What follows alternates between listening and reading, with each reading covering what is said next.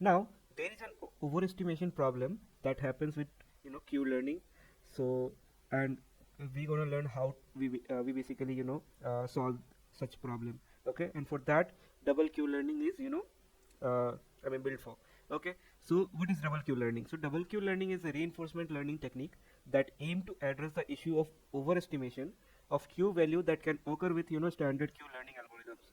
So it is named double because it utilizes two separate estimators to calculate the Q values.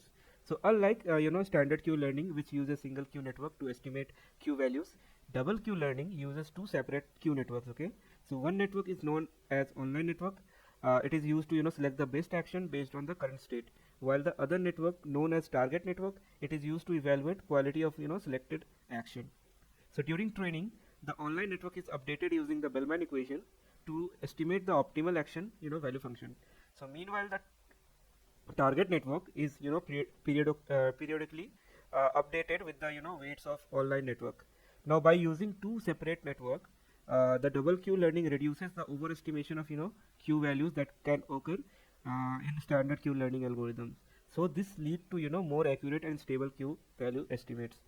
Now the two Q value functions, okay, in double Q learning are updated independently, okay, which helps to avoid the overestimation. So that is how basically this double Q learning solves the issue of standard Q learning overestimation problem. So this is how it works basically. So it uses the two network independently, okay, and specifically each Q function is trained to minimize the temporal difference error between the predicted Q value and the actual reward received. So the role of two Q functions are switched after a certain number of steps to prevent overfitting and ensure that both network are used effectively. Now overall, double Q learning is obviously powerful variant of Q learning that can improve the accuracy and stability of Q value estimates, especially in environment with large state and action spaces.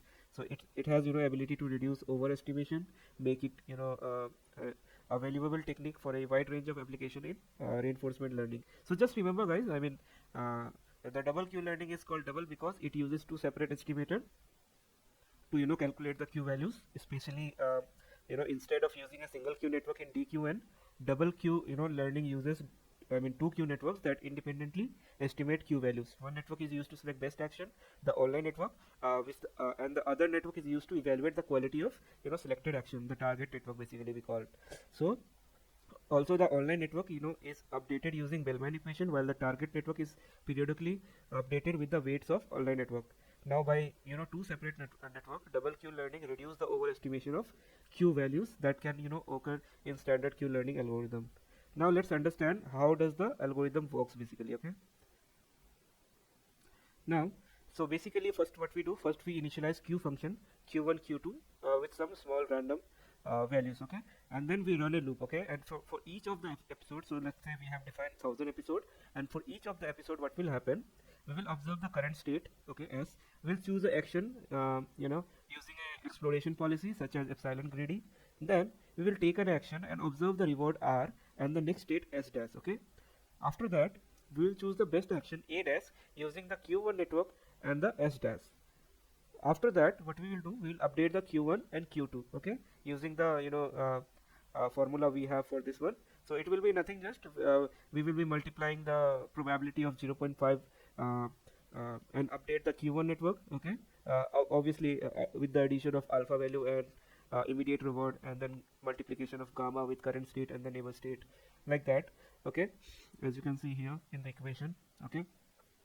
And after that step what we do is we set our old state equal to new state, okay, and then after that we repeat the all the steps we have repeated, up till here, set the state to new state. Up till here we gonna repeat until all the episode completes, like 1000 episode, let's say.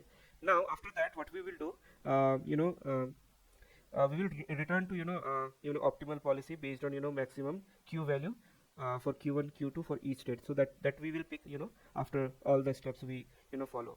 And now the question is, what is the difference between double Q learning and the standard Q learning? Obviously we just have learned, right? In double Q learning, we uses two Q function, okay, that you can see here. First one is this, okay, and second one is from here, okay. Let me separate, yeah. So these two equation we basically use in double Q learning while in I mean to estimate the action value function, and this help to reduce the overestimation of Q value that can occur in Q learning. So additionally, the switching of Q function after a certain number of steps help to prevent any biases that may arise due to order in which the Q function are updated. Also, there is one thing to note, okay. I mean, in this step here, so basically when we choose Q value function for updating, right, using that using the other Q value function, that is the second one, uh, I mean using the second one, we used to select the action in the next state, okay. And this basically effectively reduce the overestimation of Q value, as each Q function is trained using the different set of experience. So by randomly selecting one of the Q function to determine the best action, double Q learning reduces the bias and the Q value estimates, leading to more accurate and robust policy. So that is why this is so much popular, okay, and this is how it works. So let's also understand one example. So suppose we have a agent that need to learn how to play a game of chess, okay. Now the agent goal is to minimize its chance of winning by choosing the best move at each turn, okay. So in standard Q learning, what you will do, the agent would use a single Q network to estimate the Q value for each possible move in current state. However, in Q network, I mean it overestimate the Q value for a certain moves, okay. So the agent may end up making suboptimal moves that lead to lower reward, okay. Now to address this issue, we can use double Q network, okay. Double Q network, in this case the agent would use two separate network, the first one and the second one, okay. And I mean it will estimate the Q values, okay. One network to select the best move and the other network to estimate the best value to select best value of the selected move, okay. And during the training, the agent would alternate between the these two Q networks to update their weight and estimate the Q value more accurately.